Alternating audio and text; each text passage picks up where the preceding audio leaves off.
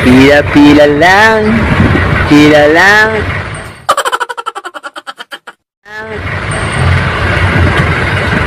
Express pa Alabang sa Pulto. Pwede na. Gabi-gabi traffic.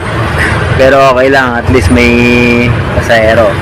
Pag walang traffic, walang kwarta. Paano masabi? Kaya mas gugustuhin ko pang matraffic para may kwarta. Ayun o, ang laki ng TV o. So hindi makikita, blurred yan. Gunggong! Barinig kita sa mukha eh! Lumala yung Pasay ah. Dati wala naman dito ganong traffic eh. Mga 9 days. What the 9 days. 9 days, 8 days. Ngayon, grabe na oh.